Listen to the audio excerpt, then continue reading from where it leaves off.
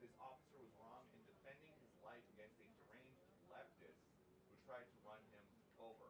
So there are questions about what exactly happened. There are questions about rhetoric on both sides that we would expect addressed any minute.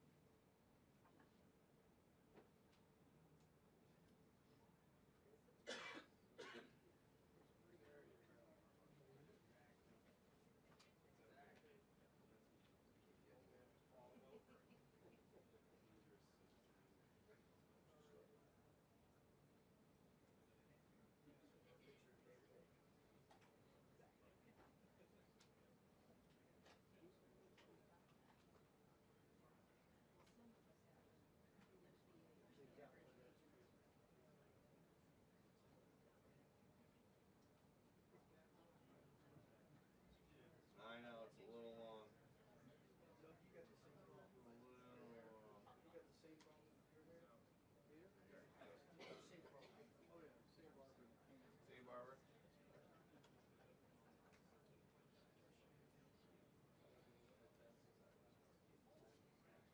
You know, sometimes I get a message after my head saying that my hair is messed up. Nobody ever tells me before, you know.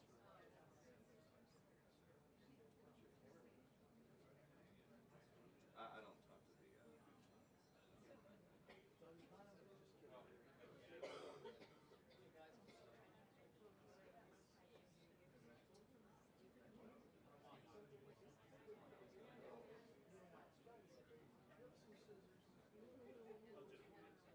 yeah, well, that's what works.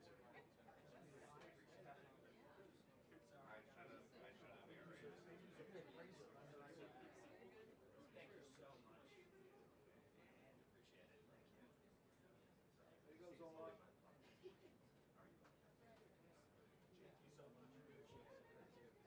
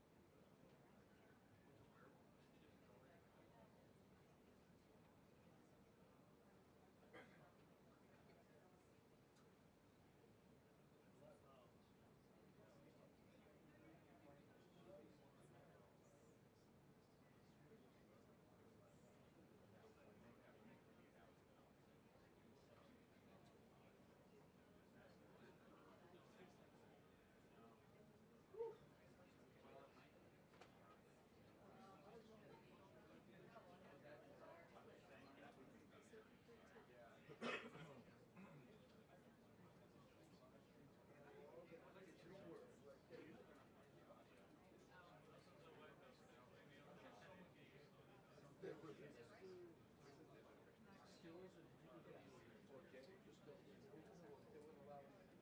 Actually,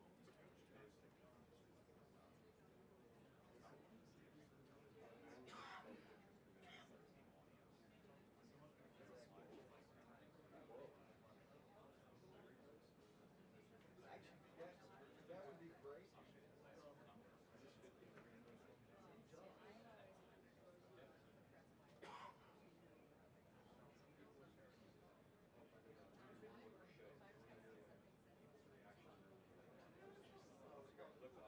job. It was really cool.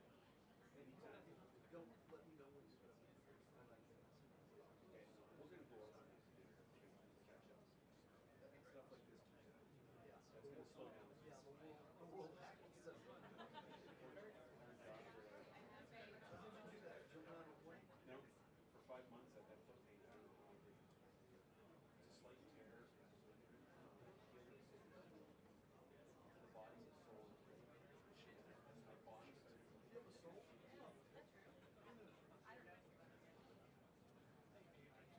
Sorry.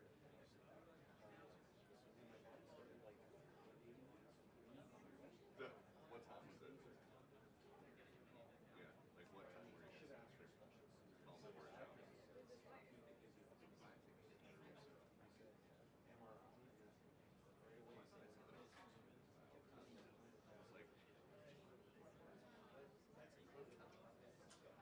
Did you get dinner? Anyway, 5 more weeks. You know what? Quiet. I would have. for a show about the White House. I would just. Right now, this is the quietest month of the year. So I got a few things, but mostly I can stay at home. Now, what's funny? I've been there already a bunch of times. I've been reporting on this kind of a long time. People are listening to me like Denmark, yeah. Denmark, But the U.S. is a base there.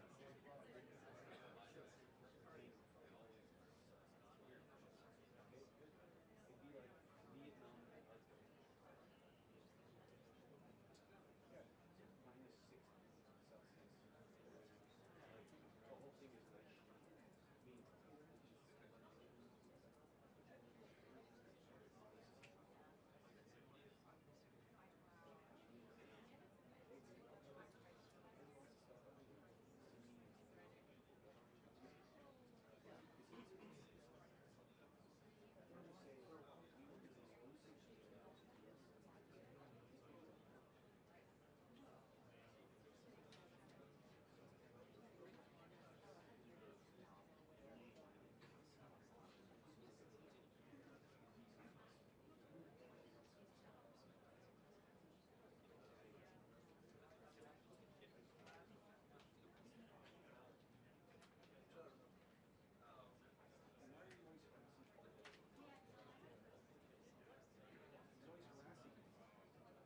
He's harassing you. No, he's always harassing me. Always.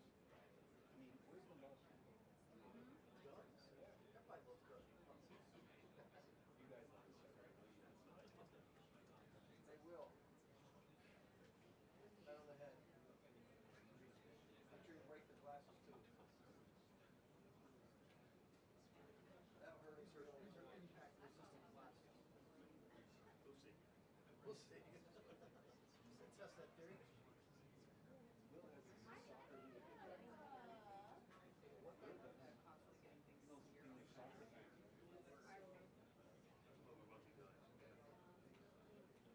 His technique.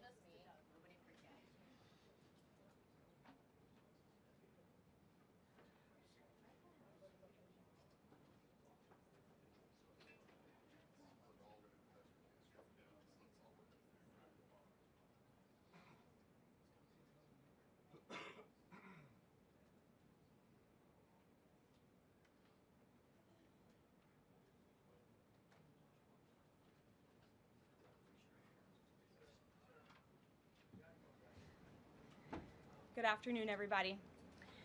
Let me be clear. President Trump and his entire administration stand fully behind the heroic men and women of ICE and will always uphold law and order in the United States of America. The deadly incident that took place in Minnesota yesterday occurred as a result of a larger, sinister, left-wing movement that has spread across our country, where our brave men and women of federal law enforcement are under organized attack.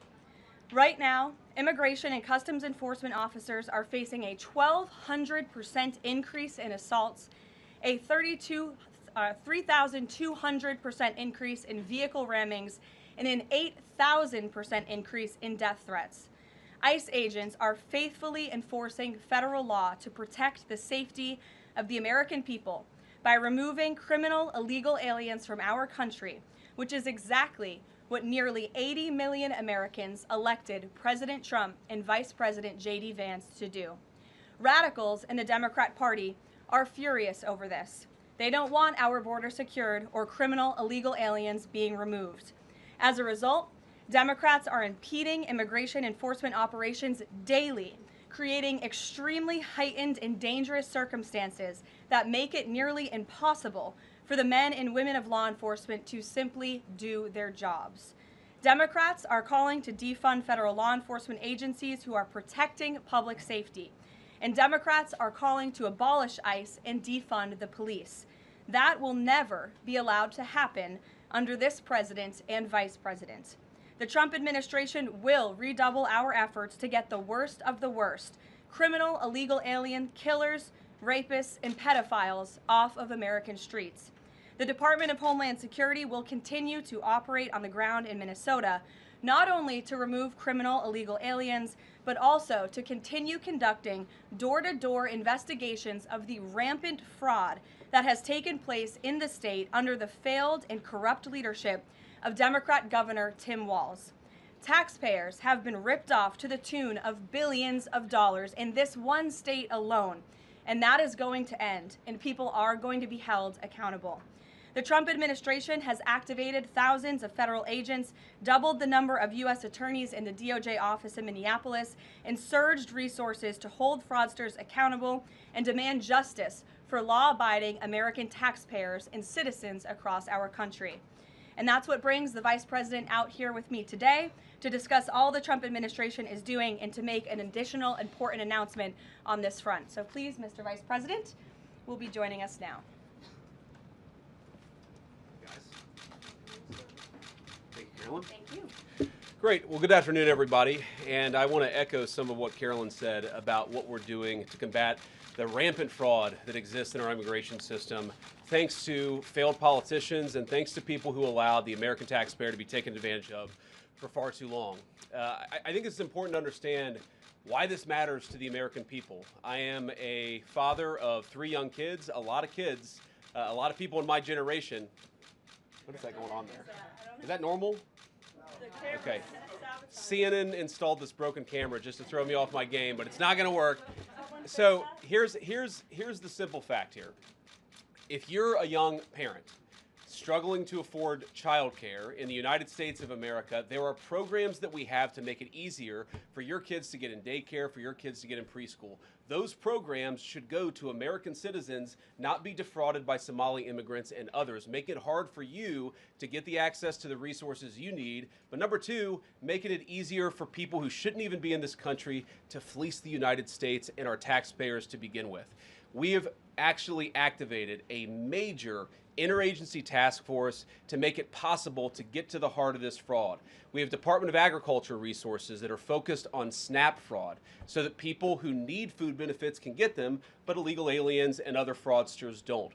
We have over 1,500 subpoenas that the Department of Justice has issued to get to the heart of the fraud ring. We've done almost 100 indictments, mostly Somali immigrants, but also a few others. And of course, we're looking in with broad investigatory authority to a number of the instances of wrongdoing that we've seen in Minneapolis. But we also want to expand this. We know that the fraud isn't just happening in Minneapolis, it's also happening in states like Ohio. It's happening in states like California. And so what we're doing in order to help coordinate this remarkable interagency effort from the Trump administration, but also to make sure that we prosecute the bad guys and do it as swiftly and efficiently as possible, is we are creating a new Assistant Attorney General position who will have nationwide jurisdiction over the issue of fraud. Now, of course, that person's efforts will start and focus primarily in Minnesota, but it is going to be a nationwide effort because, unfortunately, the American people have been defrauded in a very nationwide way.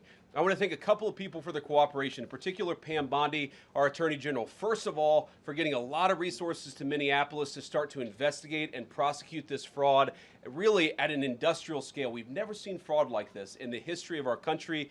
Pam has been doing a great job to get the resources there to uncover it, but importantly, creating a job like this often takes months, sometimes even longer.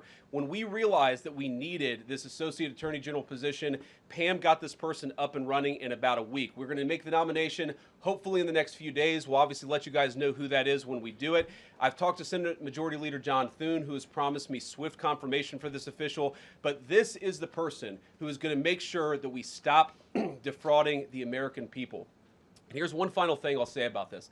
I've heard a lot of people say that we need a special counsel to investigate fraud in the United States of America. I actually agree, and that's what this position does. It has all the benefits, all the resources, all the authority of a special counsel, but with two crucial differences. Number one, it will be run out of the White House under the supervision of me and the President of the United States. And number two, it's actually constitutionally legitimate. As you guys may know, the special counsel statute has some major constitutional questions. When we get the bad guys, we want to make sure we get them permanently and they don't have some legal technicality they can get out of, which is why we set it up as an Associate Attorney General. I'll take some questions, but I want to make just one final observation here. When I was actually walking out here, somebody sent me a photo of a CNN headline about what happened in Minneapolis. And this is the headline. I'm just going to read it.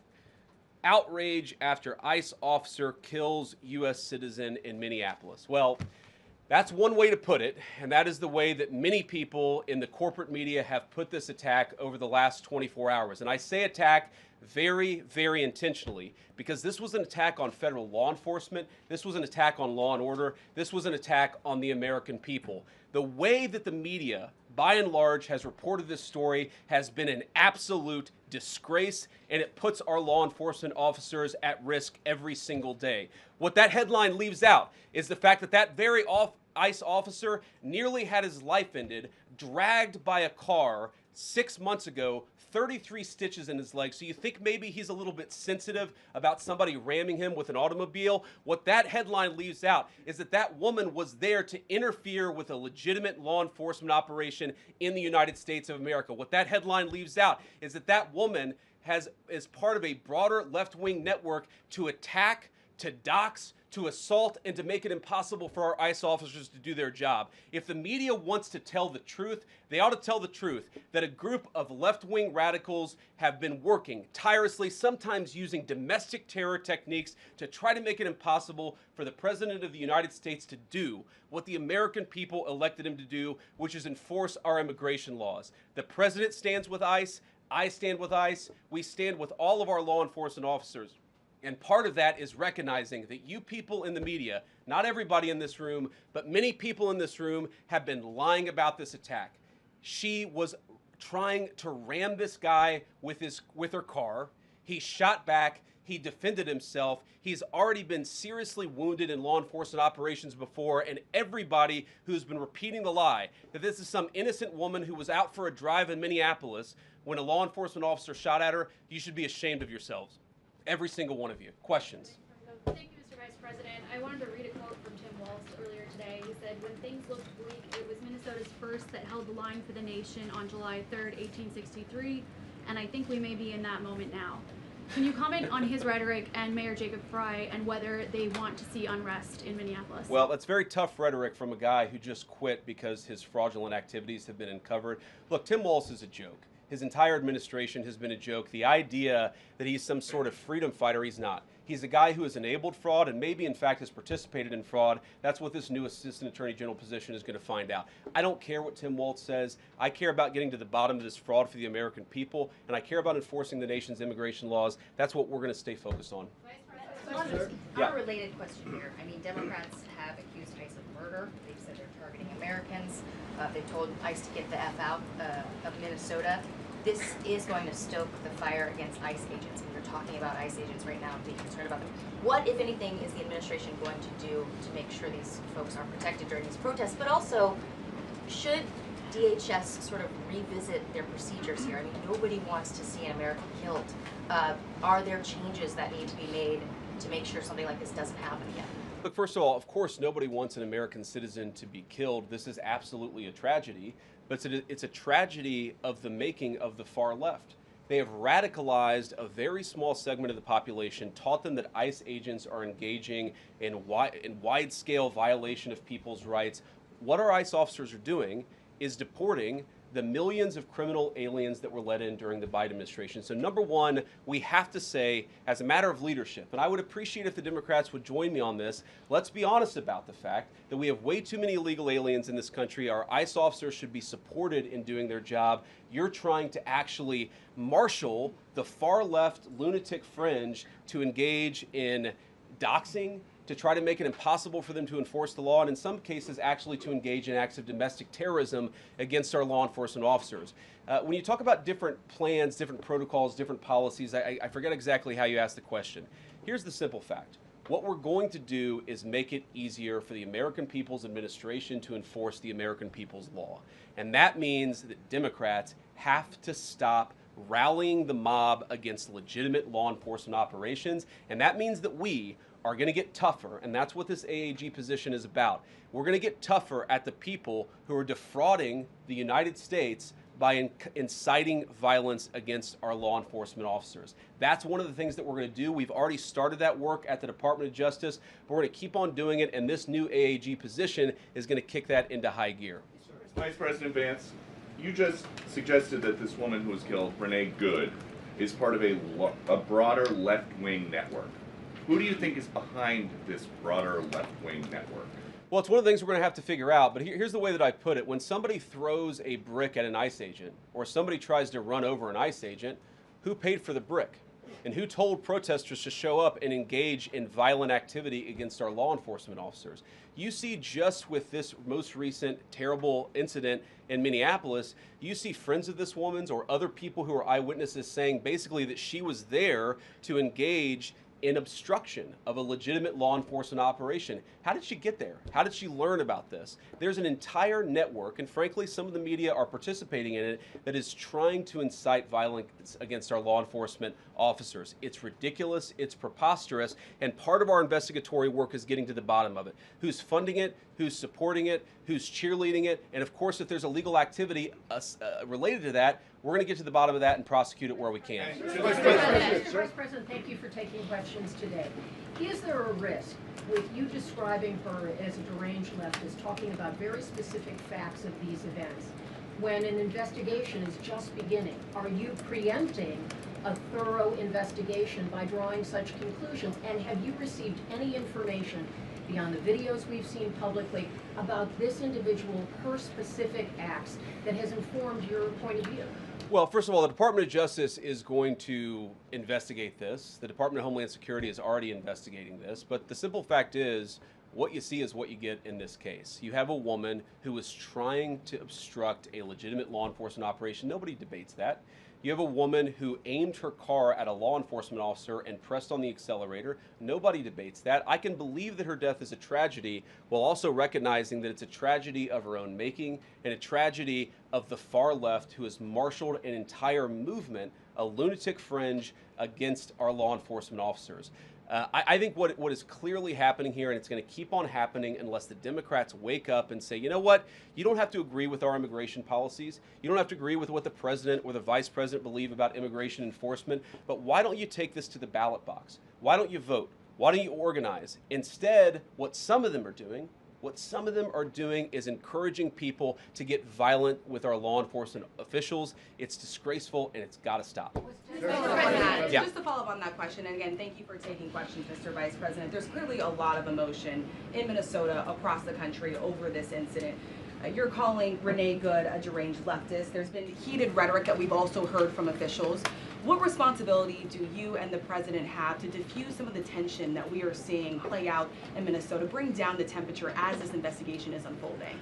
What we have a responsibility to do is to protect the people who are enforcing the law and protect the country writ large. Whether you're Democrat or Republican, you deserve to have the people's laws enforced in the United States of America.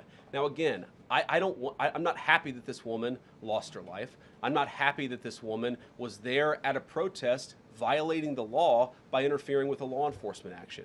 I think that we can all recognize that the best way to turn down the temperature is to tell people to take their concerns about immigration policy to the ballot box. Stop assaulting and stop inciting violence against our law enforcement officers. That's the best way to take down the temperature. And we're not going to give in to terrorism on this. And that's exactly what's happening. People trying to antagonize, to commit acts of violence. They throw bricks at them. Sometimes they shoot at them. Sometimes they dox them. Sometimes they go to their place of residence and harass their families. This is classic terrorism. And we cannot say that when a far left fringe is inciting violence against our brave law enforcement officials, that we're no longer going to enforce the law. That's rewarding the very people who are engaged in this garbage. The actual reward that they just got is a new assistant attorney general who is going to prosecute and investigate this stuff even more aggressively than before. Yeah. Thanks for taking my question. So the head of Minnesota's investigations agency says that the U.S. Attorney's Office has essentially cut off the state investigations agency's access to the investigation. What is the precedent for that, and why shouldn't the Minnesota officials on the ground have access and evidence to work on this investigation? First of all, I wish the state officials in Minnesota would investigate why you have so many people who are using their vehicles and other means to actually interfere with a legitimate law enforcement operation. The precedent here is very simple. You have a federal law enforcement official engaging in federal law enforcement action. That's a federal issue. That guy is protected by absolute immunity. He was doing his job.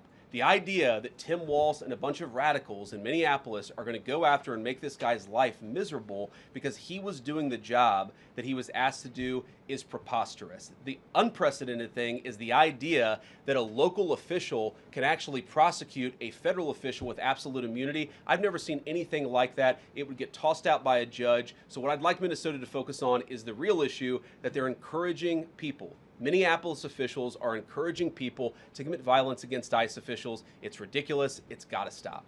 Go ahead. Mr. President, thank you. You said earlier that there's a left-wing network to attack, to dox, to assault, and make it impossible for ICE officers to do their job. You told my colleague just now that there's an investigation going on into that network. Yep. So if everything that you say is true, how does being part of that network justify being shot? Well, being part of the network doesn't justify being shot, but ramming an ICE officer with your car, that's what justifies being shot. It's not a good thing, by the way, but when you force somebody to engage in self-defense, it's almost a preposterous question. I'm not saying that funding some of this stuff justifies capital punishment. Nobody would suggest that.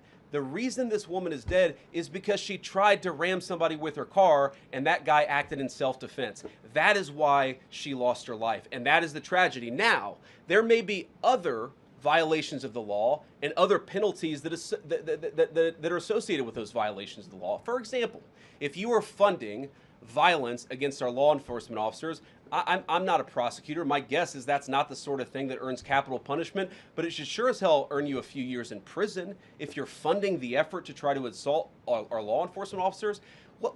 I'm sorry, guys, what's going on here? You guys are meant to report the truth. How have you let yourself become agents of propaganda of a radical fringe that's making it harder for us to enforce our laws? You just asked me a question that presumed that the reason why this woman died is because she was engaged in legitimate protest. She tried to run somebody over with her car, and the guy defended himself when that happened. Next question. The investigation is still ongoing. I said next question. Mr. Vice President, I mean, you presumably watched the video yourself. There's not the slightest doubt in your mind, having viewed it, that the victim, you still believe that she deliberately tried to round him despite seeing this video? Look, I don't know what is in a person's heart or in a person's head, and obviously we're not going to get the chance to ask this woman what was going on. What I am certain of is that she violated the law.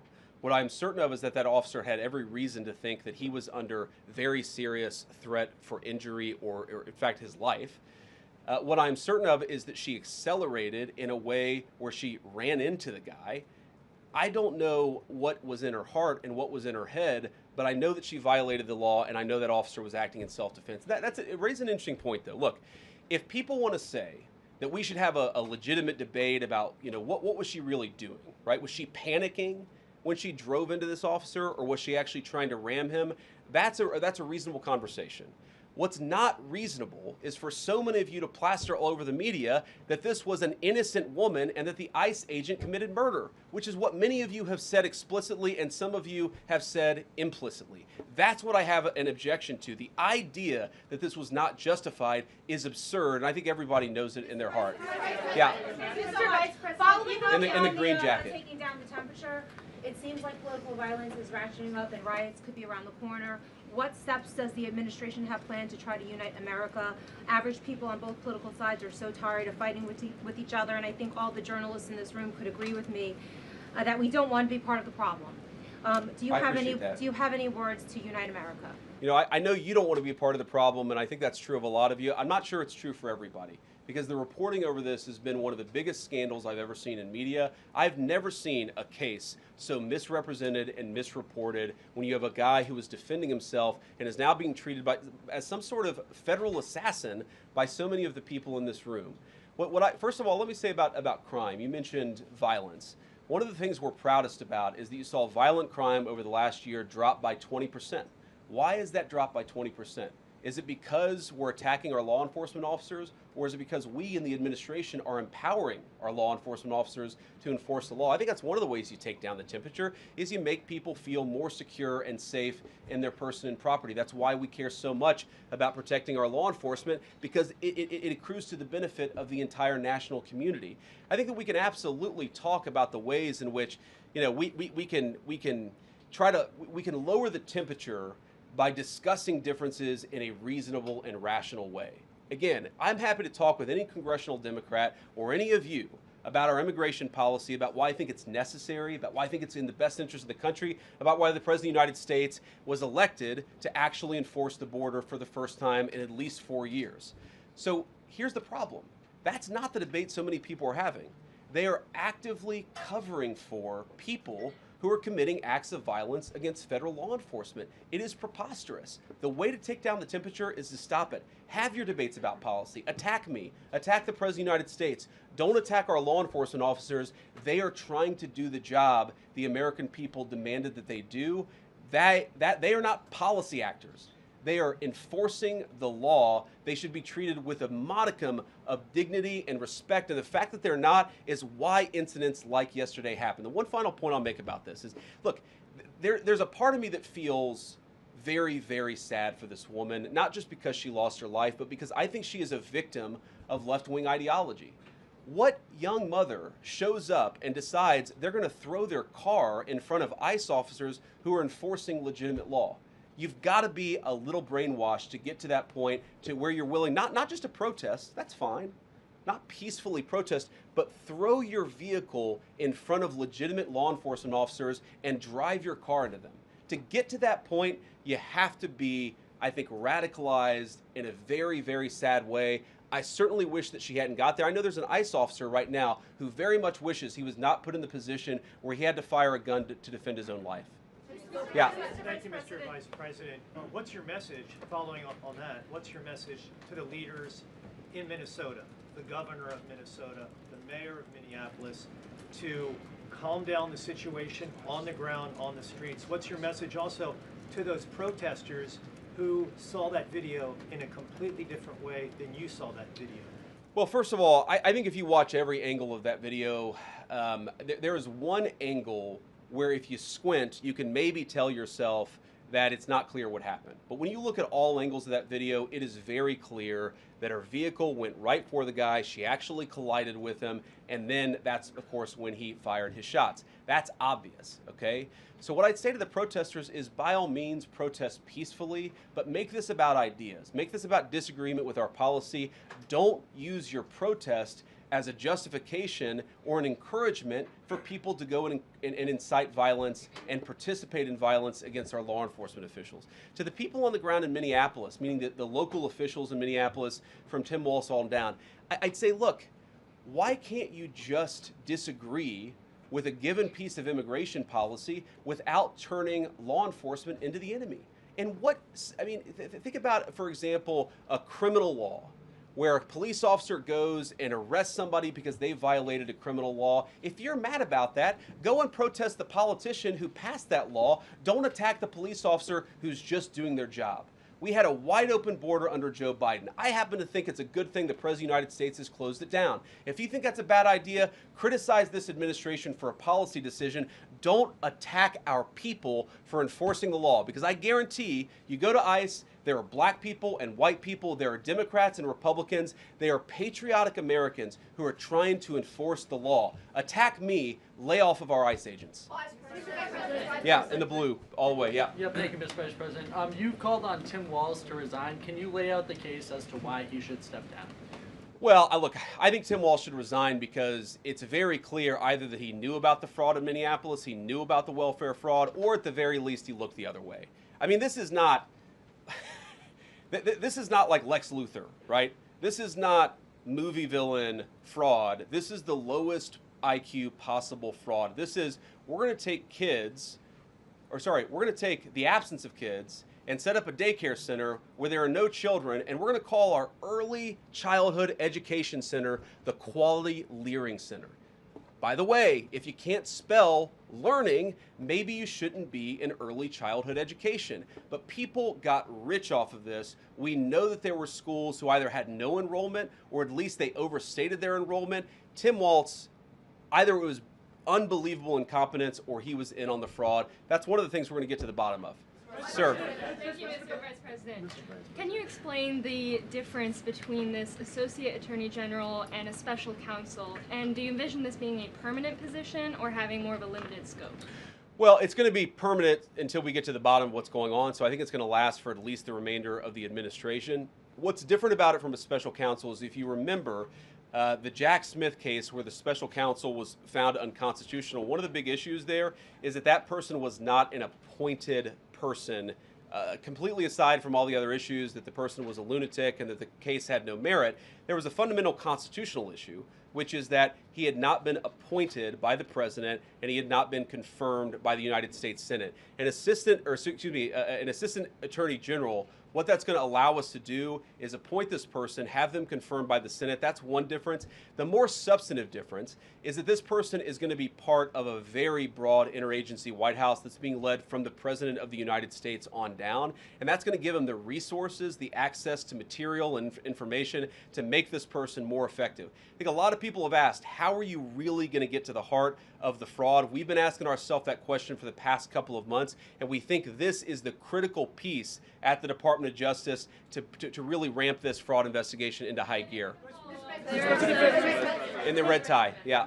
Vice President Vance, I wanted to ask, what's your message to far leftist agitators who feel emboldened to obstruct ICE activity in Minnesota and around the country? Well, I think they shouldn't feel emboldened because now they have an assistant attorney general who is going to prosecute and investigate their fraud and their violence more aggressively than it has ever been investigated in the United States of America. We are doing so much to try to find the financing networks and the domestic terrorism networks that legitimate this violence, that fund this violence, and that, of course, engage in the violence. These people should not feel emboldened because they have, for the first time, maybe in American history, an administration that is not going to tolerate political violence of any kind from anywhere.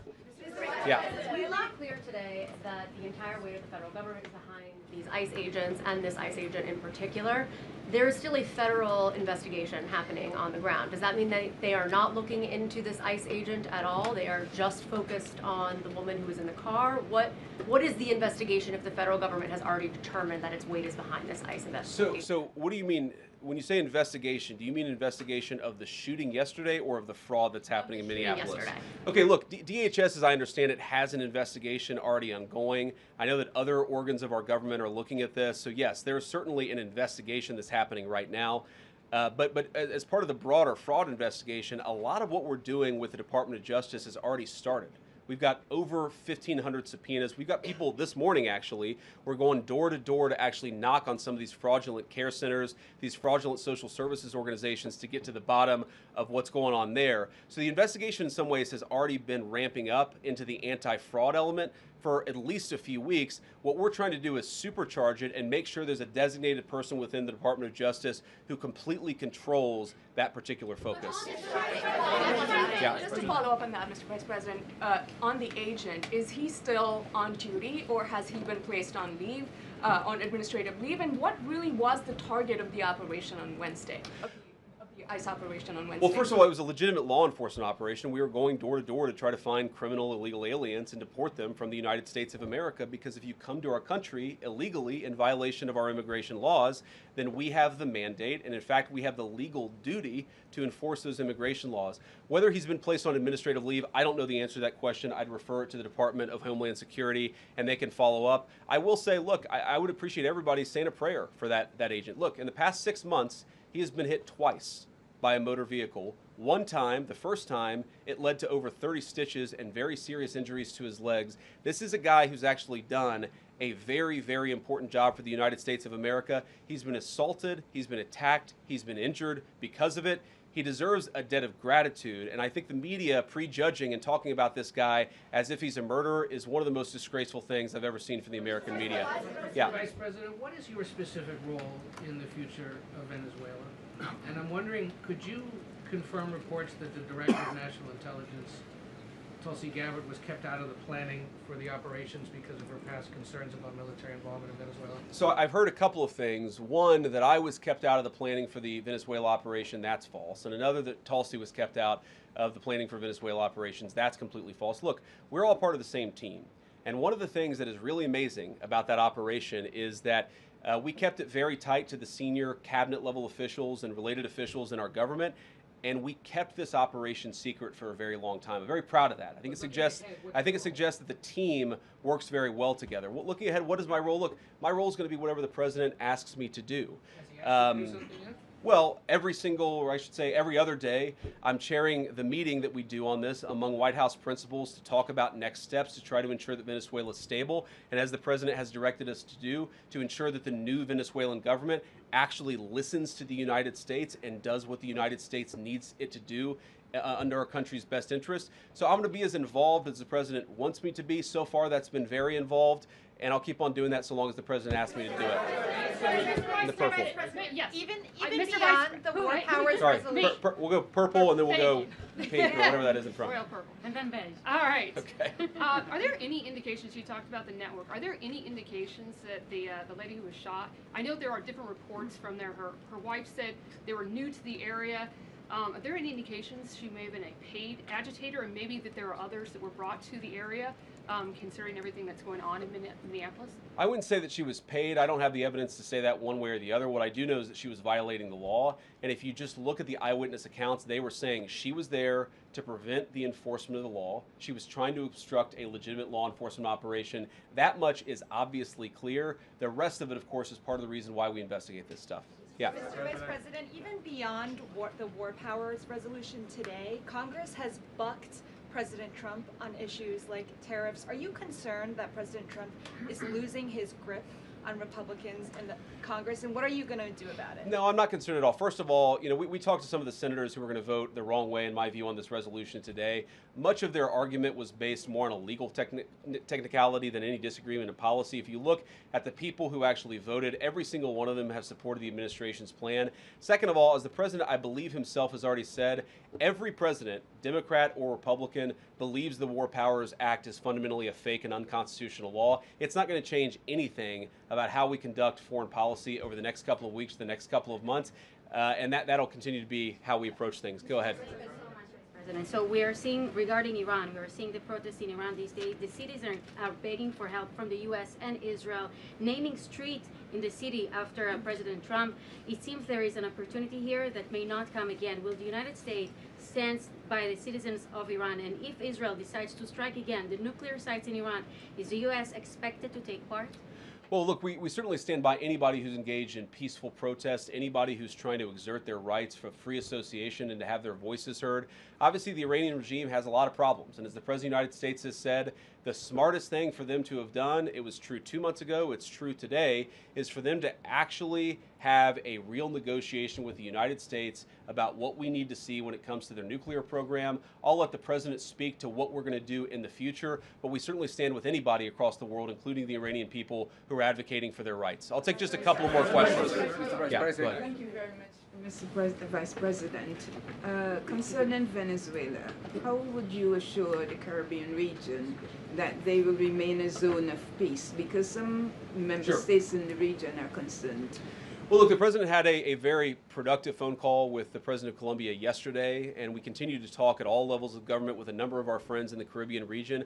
I actually think this is really good for peace in the Caribbean, because when you take away a major source of illegal cartel revenue, which is the cocaine trade, the fentanyl trade, other sources of illicit revenue, you actually remove the power of one of the main destabilizing forces in Latin America and in the Caribbean. I really do think, look, we say it all the time, this is the President of Peace. One of the ways that you establish peace in your own hemisphere is to make it clear that the United States is going to be respected, that the United States is willing to take power away from criminal cartel organizations and give it to legitimate governments. That's how we see the future of the Western Hemisphere, and we think it's going to be much more peaceful than it was certainly under Joe Biden. I'll take one more question. Go ahead. Mr. Vice President, thank you. On Greenland, do you have a message for European leaders? Many in Europe reject the idea that the island could be for sale. Well, first of all, Secretary Rubio, I believe, is meeting with the leaders of Denmark and Greenland next week, I want to say it is, but maybe it's the week after that.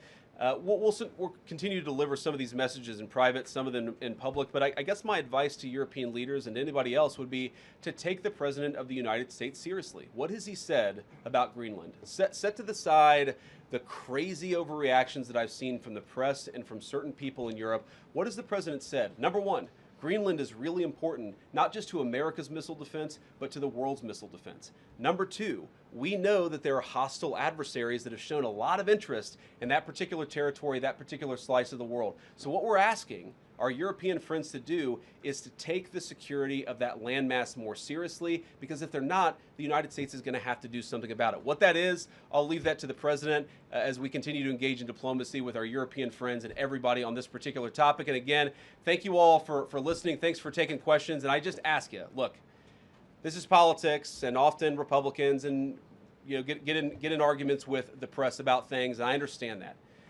I think it's really irresponsible for you guys to go out there and imply or tell the American people that a guy who defended himself from being rammed by an automobile is guilty of murder. Be a little bit more careful. We're going to talk about toning down the temperature, which I know the President wants to do, and I certainly want to do. One of the ways we tone down the temperature is to have a media that tells the truth. I encourage you all to do that. God bless you. Happy New Year, guys.